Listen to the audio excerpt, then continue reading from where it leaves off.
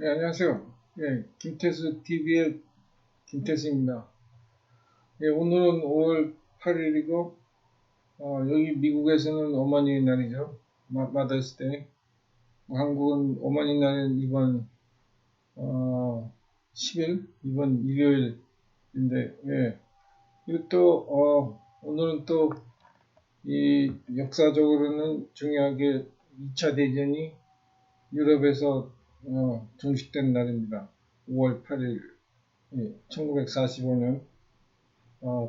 프랑스에서 당시 그 나치스 독일이 완전히 그 항복을 하고 프랑스에서 그 어, 그 항복 문서에 그 무조건 항복한다. 그렇게 오늘 그때 그 항복 문서에 그 서명한 날이기도 하죠.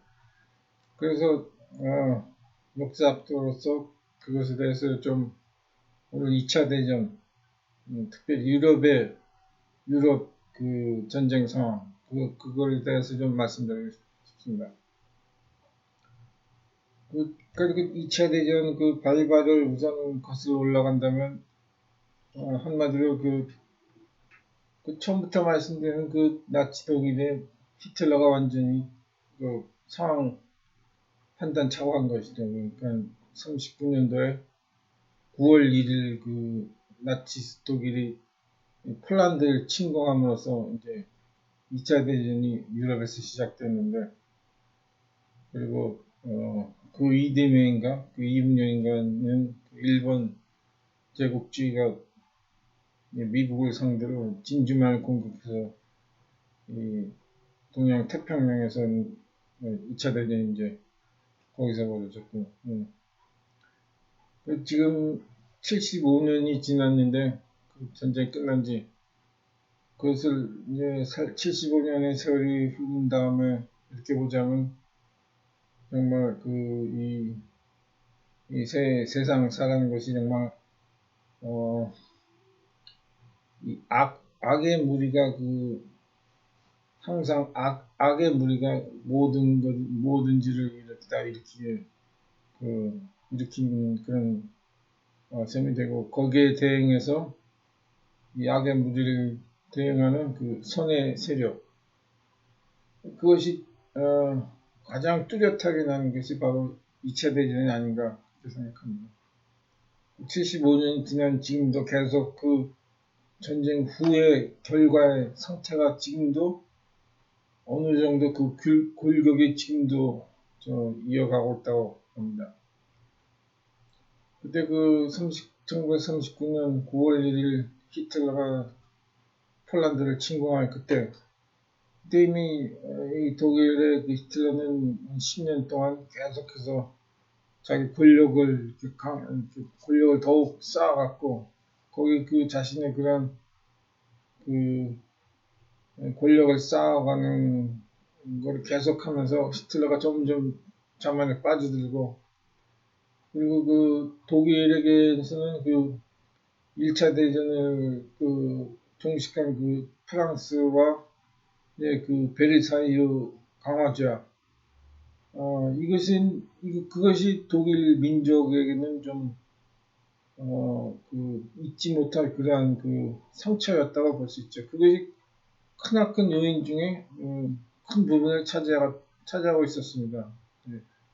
그것을 이제 이 나치 독일 히틀러가 이용하였다고도 할 수 있고, 그 민족적 그 프랑스에 대한 그 감정, 독일 민족의 감정, 꼭 복수해야겠다는 그것이 독일 히틀러의 그 유럽 정복의 야망과 결부되어서 그것이 독일이 2차 대전을 일으킨 그러한 그 요인이라 하겠습니다. 그리고 그 전쟁이 45년도 9월 1일 전쟁이 나면서 폴란드 며칠 사이에 금방 함락되고, 계속해서 이제 나치 독일이 이제 프랑스도 한 달 새인가 금방 점령해버리고, 거의 짧은 세월에 그냥 전 유럽을 다 이제 영국과 러시아는 제외하고 남부 이탈리아도 그 같이 연합해서 하고 거의 다 장악해 버렸습니다. 단지 몇 개월 안에. 그 영국은 그 처칠 수상이 그까지 혼자 그때는 미국이 참전하지 않았기 때문에 그 러시아도 이렇게 큰 도움을 주지 못하고 또 유일하게 영국의 처칠이 그 서구 문명을 이렇게 지켜나갔다고 볼 수 있는데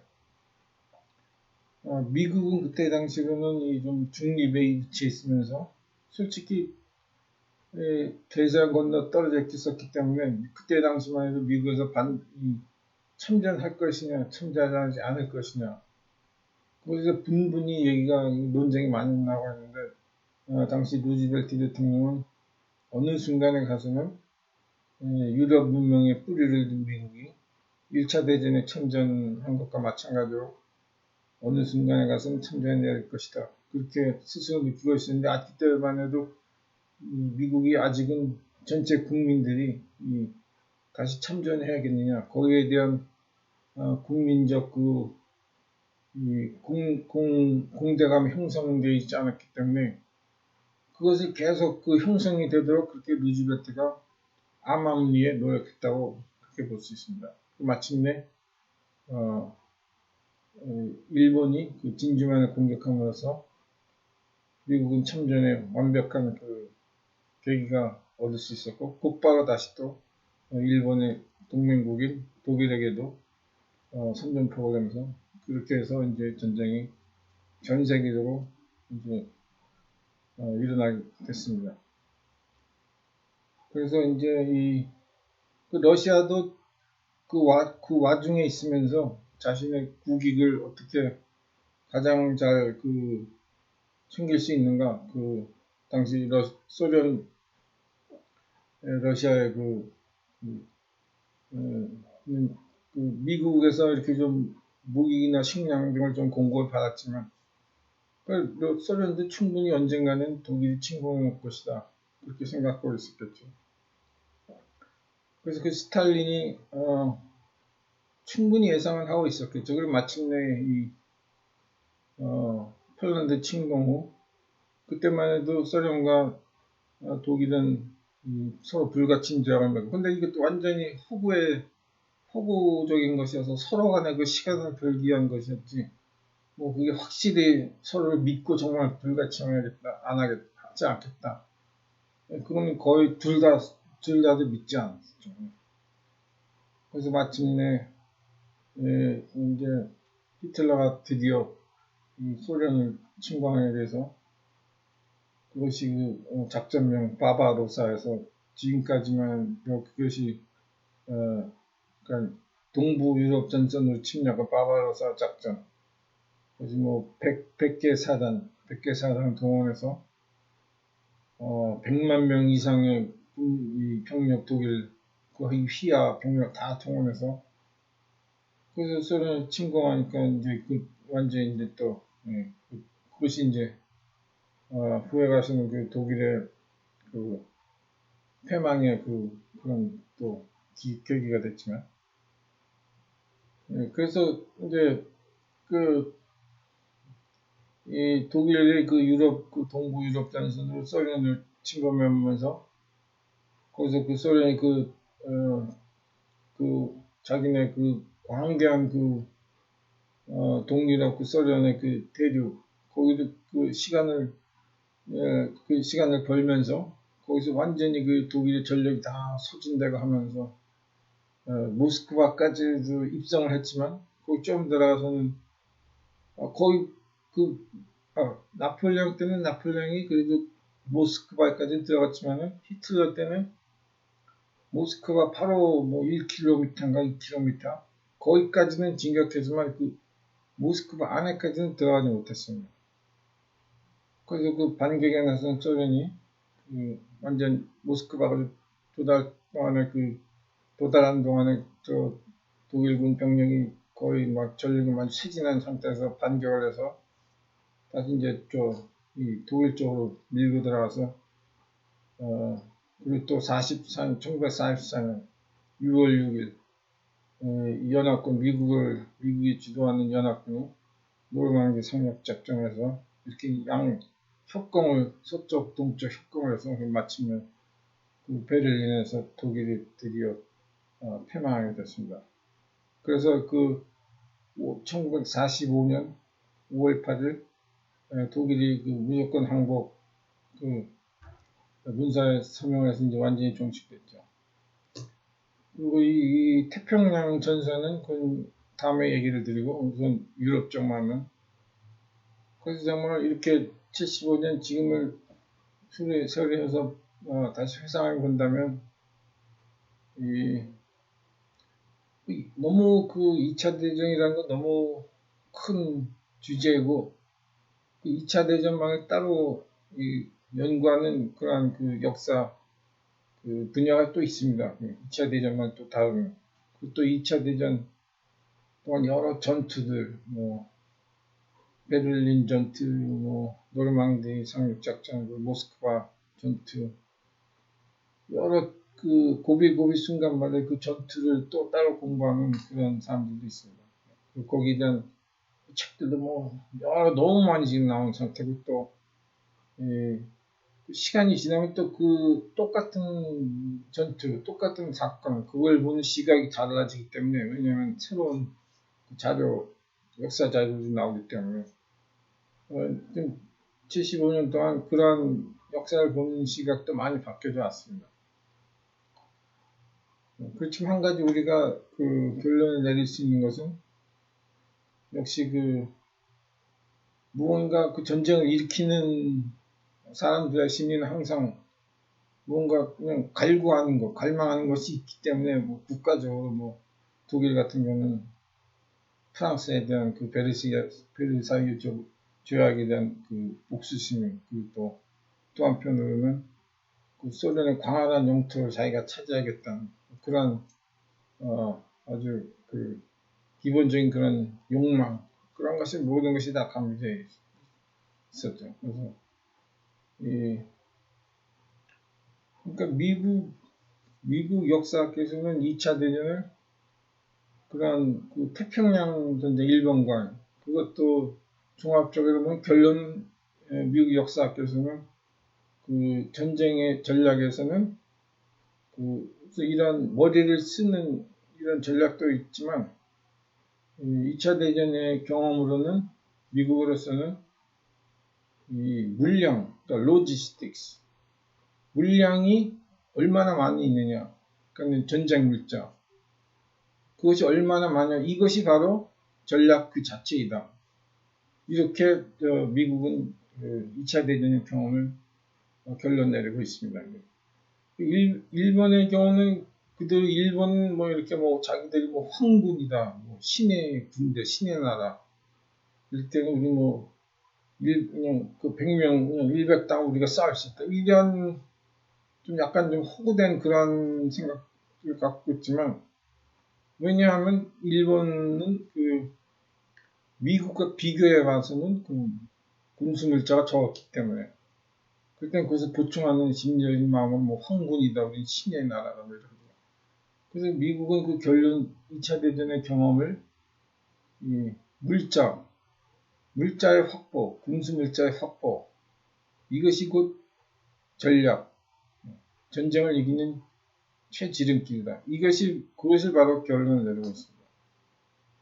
근데 물론 그런 그러니까 전략 아닌 전략, 그런 물자가 곧 전략이다. 그런 사고도 미국이 1960년대, 70년대 초에 월남 전쟁에서는 그것이 뭐 더 먹혀 들어가지 않았죠. 월남에서는 뭐 더 말할 것도 없이 미국이 충분히 뭐 100배는 넘게 월남에 월등한 군수물자, 병력, 뭐 헬리콥터, 탱크 뭐 여러 가지인데 그런데도 불구하고 전쟁의 결과는 뭐 다 아다시피 그 미국이 월남에서 퇴각하는 그런 결과는 없습니다.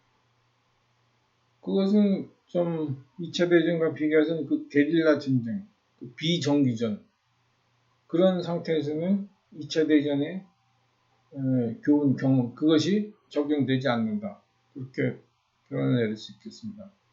일단 모든 전쟁에서는 그 전쟁의 그 상태, 상황 그 성격, 그것에 봐서 그 전략을 해야 되는데, 하여튼간에 2차 대전에서의 미국의 전략은 그것으로 군수물자 확보, 월등한 군수물자 확보, 그것이 그것을 이제 결론을 내렸다고 볼 수 있습니다. 그리고 그것은 또 그 소련의 경우도 마찬가지입니다. 소련은 그 독일군이 자기들 그 광활한 지금 현재 그 우크라이나나 그 모스크바 그 사이에 그 광활한 그 당시 그 독일군들의 그 경험담을 쓴 것을 보면 독일은 정말 나라가 적습니다. 그 소련에 비교해서 독일은 미국의 그 위스콘신주 그 정도만의 그 사이즈입니다. 그 영국과 프랑스 그런 나라도 비슷하기 때문에 그 한국과도 그 규모가 그 나라 규모가 그 정도입니다. 그렇기 때문에 그 많은 그 당시 참전 독일군 병사들이 그 회고담에 보면 자기들이 그 모스크바까지 행진해 나가는데 하루 종일 이렇게 탱크를 몰거나 아니면 걸어서 가거나 이렇게 타고 가도 끝도 없이 똑같은 지평선이 계속된다. 나 이런 거는 처음이다. 그런 해고담이 지금 있습니다. 보면.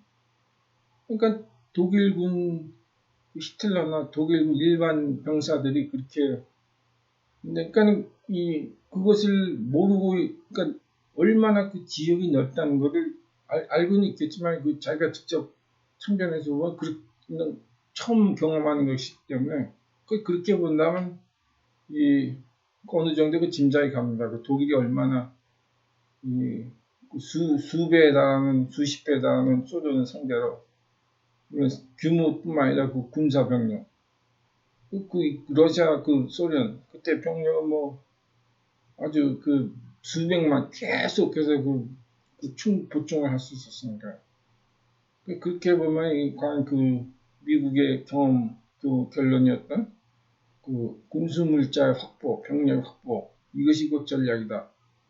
그것도 러시아 소련에서의 똑같은 케이스였다고 그렇게 볼 수 있습니다.